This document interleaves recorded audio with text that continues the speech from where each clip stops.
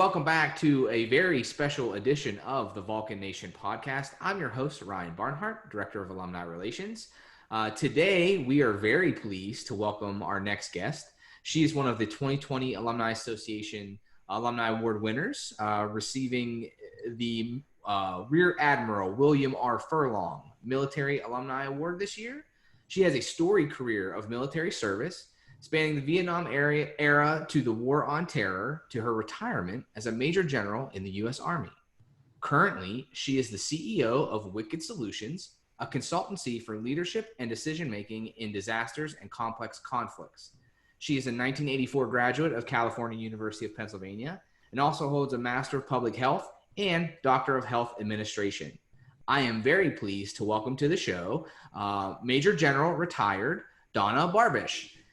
Welcome to the Vulcan Nation. Thanks for being here today. Hey, Ryan, my pleasure. Thank you for asking me. Yeah, we're super excited to do this with all of our Alumni Award winners and bring you to the show and really reconnect and kind of talk about your story and how Cal U maybe helped you along your path, which had already very much started before your time at the university. So I think it'll be a very cool story to talk about this today. And we'd like to get right down to business. So this is a time where we like to allow our guests to introduce themselves to our listeners. Maybe, listeners who may have been at Cal U around your same time, but weren't very familiar with you, or folks that came after your time. So your path kind of starts a little bit before. So could you give us a little bit about how you kind of got to Cal U and then where it took you from there? Well, sure. Cal U holds a special place in my heart, like it does with any graduate. I always wanted to have a degree. I started out as a diploma nurse back in the dark ages when nurses weren't required to have a degree, and joined the Army, went to Vietnam, was a nurse in the 91st Field Hospital in Vietnam, then moved back to reserve status and came back, went to anesthesia school, was always looking for something more. I'm one of those people that's never quite satisfied. So that took me to a family. I lived on a farm. I worked at Washington Hospital in Washington, PA, and I was a drilling reservist. I was a captain at the time, and I always wanted a degree because, as much as we succeed, we always have these little pearls underneath of feeling like you need something. And I wanted that validation that I really had a college degree. So as opportunity has it, being a nurse anesthetist at the hospital, they had started a program with California University and were offering degrees to our students. So I was an instructor without a degree, and my students were going to classes. So I applied and was accepted and started joining their classes. So during the day, I was their instructor, and on the days that we went over to Cal U, I was their classmate. So it was kind of a very non-traditional environment, but it was a great time. We traveled from Washington, PA to Cal U several days a week, took our classes, and then I'd come back and be teaching them in the operating room. So, interesting time. Very full circle there, I imagine. Yeah. Yeah, it's cool. And that's very interesting that you mentioned the Washington Hospital partnership, because it's still very much thriving with the university. We have several, I think, like radiologic tech and with their RN programs and our BSN. So it's really cool to see that legacy still continue. Yeah. So what about your time after Cal U? So obviously, you received your degree, but then when we talk about like your story beyond that, obviously it's very, very illustrious as far as your career, your continue. And like you said, that thirst for knowledge almost, and you pursued higher degrees. So how did your time at the university maybe help shape your path and kind of where it got you to today? When we go back and try to figure out what was the trigger to stir something, whatever we did, it's interesting when you identify the pieces that came together. So Cal U I, my early education wasn't very good. So I never felt confident that I had the educational foundation. And that's what CalU gave me. Uh, I remember an education class, sorry, I can't remember my professor, but as we peeled away, I was never one of those students that could memorize everything and have that rote knowledge that helps everybody test well. I wasn't one that tested well. So finding out that just because I didn't test well didn't mean I wasn't smart was quite a revelation. And that's really one of the things that CalU gave me. It gave me the strength and conviction to move forward. I got such a thirst for knowledge that then I wanted to do more, which I put in process in place and ended up moving on to get a master's. So a lot of my personal experience came from opportunities that were presented to me, not me searching out. I wasn't the traditional student that made a list of colleges and visited them all and picked one or two and then got selected to go. It just happened that CalU was available, and it was amazing what it did for me. It really transformed me into somebody that wanted to pursue academic environments. I taught at the Medical University of South Carolina for a while. A lot of different things that those were the pearls that really got me started. That's awesome to hear, and especially to see how how the breadth of places that it's kind of led you to further on, in your Yeah. pursuits about higher degrees, and then probably with different stations in the military and things of that nature. So let's talk about your supporting cast a little bit along the way, and whether it's at Cal or or folks in your career that or in your personal life that kind of help support your overall mission, because you've done so much, I think from a leadership perspective, and are such an inspirational, person, and for our alumni, our younger alumni, our students, both male and female, to aspire to. So what kind of cast members, so to speak, help kind of support you all along your way? Well, that's a good question. And I grew up, my father died when I was quite young. My mother worked all the time. So I pretty much grew up alone. I had an older sister who is still one of my favorite people who helped me look at achieving more.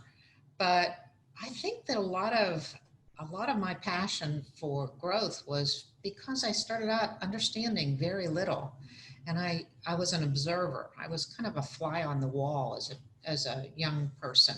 So I would observe what works and what doesn't work. It gave me a sense of curiosity about everything.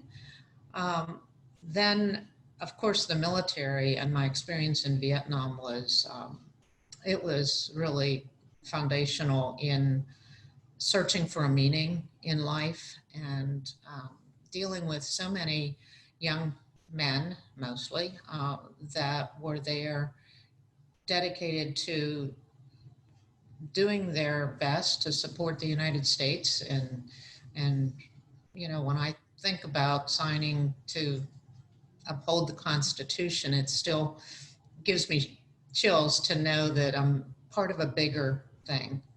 So the military was strong in my conviction and learning.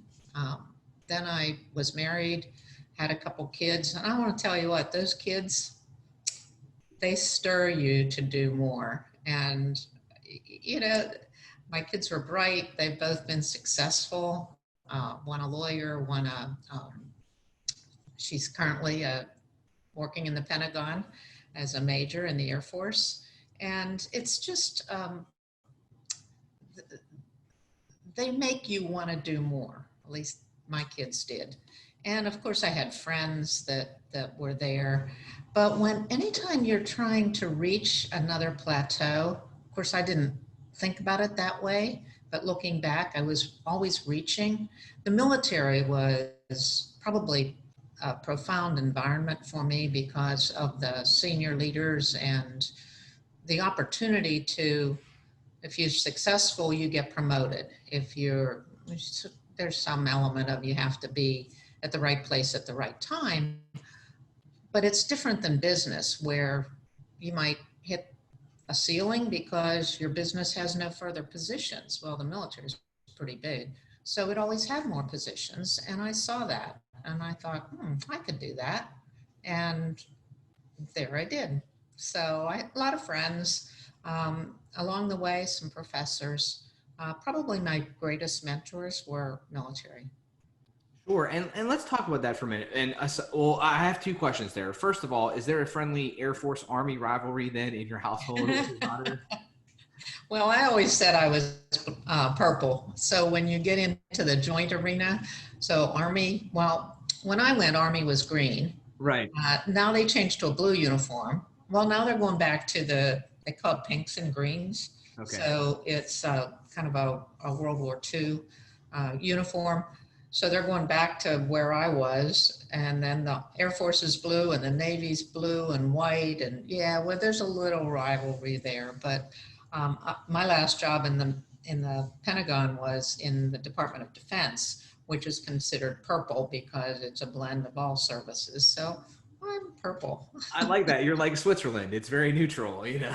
That's okay. I can Yeah. dig. Plus, the Air Force does have better digs. And when my daughter was considering where to go, I said, you might want the Air Force. I love the Army. I love the Army, but and she wore combat boots too, but she did it in an airplane, and I did it in the mud.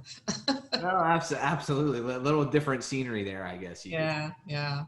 Well, and you mentioned about, that the military being a bit different from business in the sense of, there may be a ceiling in business that you could reach and about, available positions, and the Army it's different. But I have to imagine that, kind of through your promotion, schedule in the Army, there weren't a lot of, females in those similar positions. So what was that like, kind of blazing the path, so to speak, and really, maybe not fitting in with like that idea of, and I don't know if that's the media that gives us that idea of the boys club in the military, but I would imagine that at the time,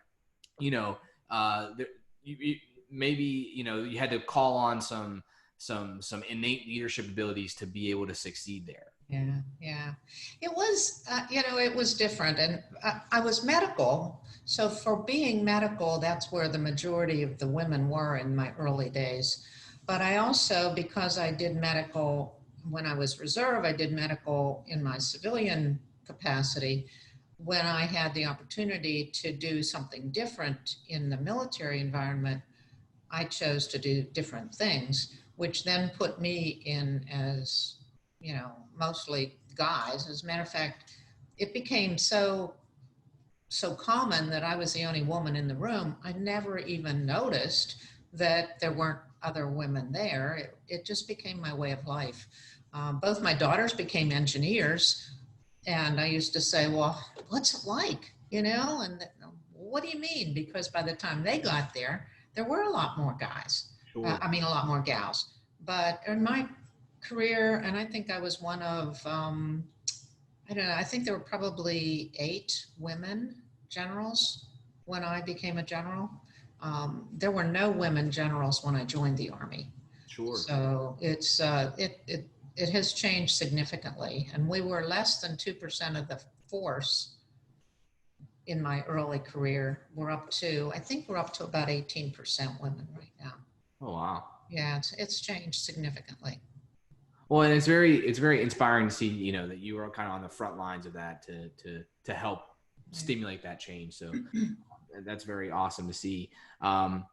So again, I want to thank you for sharing kind of your perspective there about your path and through everything. Now we like to have a little fun on the podcast too, right? We're all about the fun aspect of college as well. So this is kind of like the running gag on the show as we enter in our 3rd season. But do Yeah. you have a favorite? And again, this is the PG-13 version of the podcast, so I have to. That's my little disclaimer. But do you have a favorite memory of your time at the university?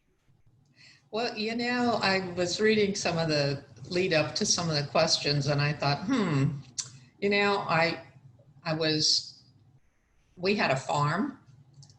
I had two kids. My youngest was graduating from kindergarten the year I graduated from Cal U.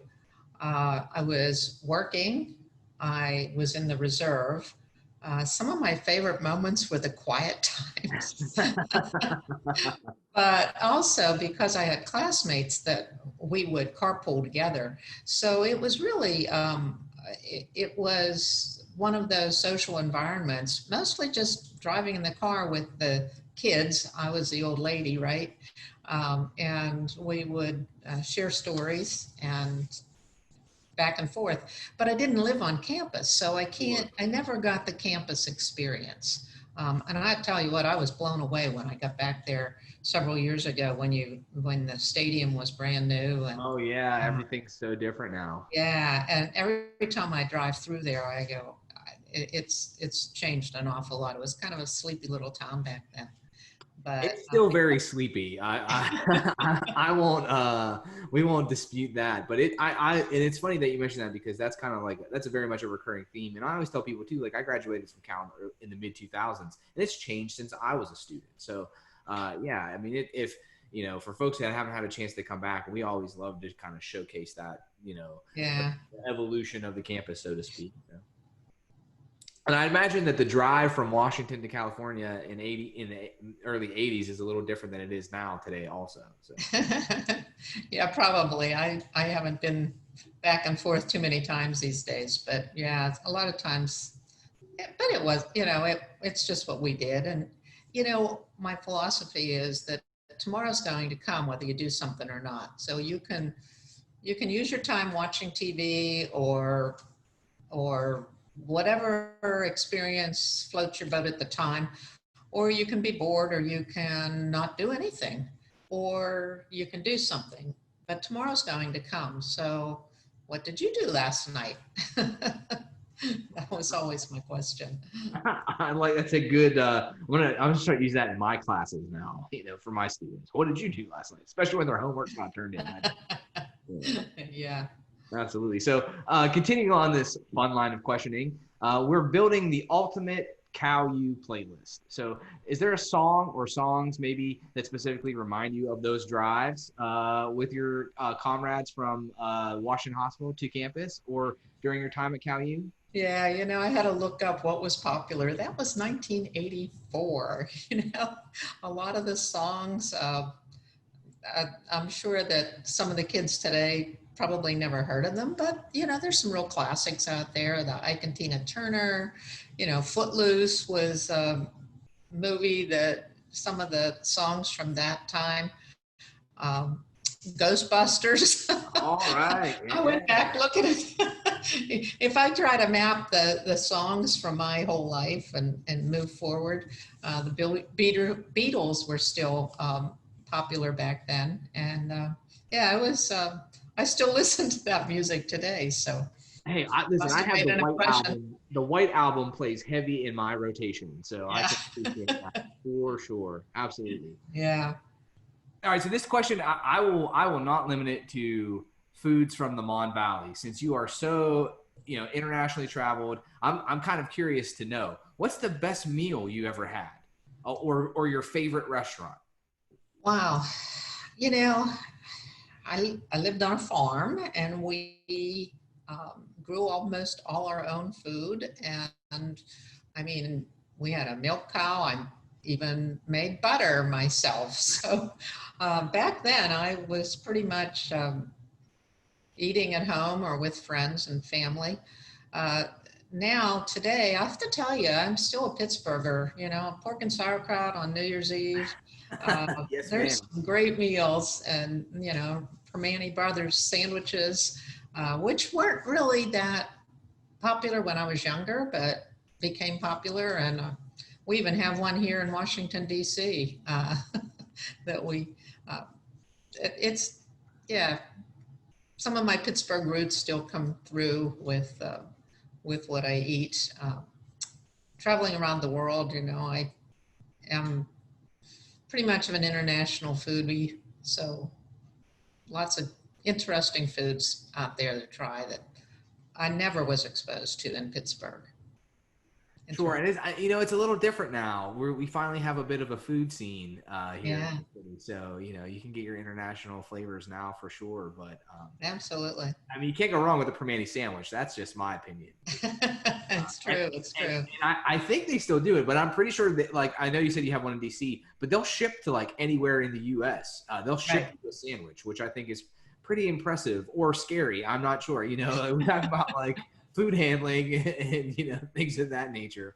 Right. Right. Absolutely. So, well, I want to thank you again so much for carving some time out to join us here on the podcast. We really appreciate it. I'm most certain you're our highest ranking guest that we've ever had. So, Okay. we're very pleased and thank you for sharing your story with us.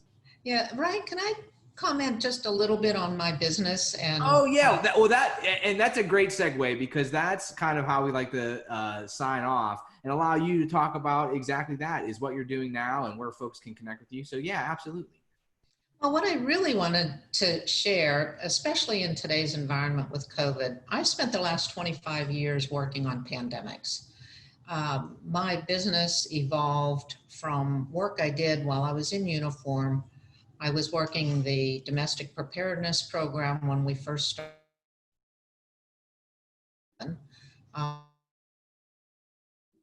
Exercise leader for the military in New York City, where it says my internet connection is unstable. I don't know if you can hear me. Oh yeah, you're coming through fine again. Okay.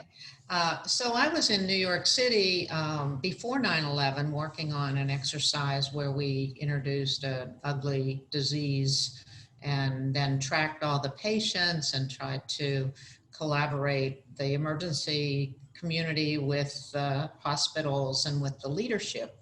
So some of that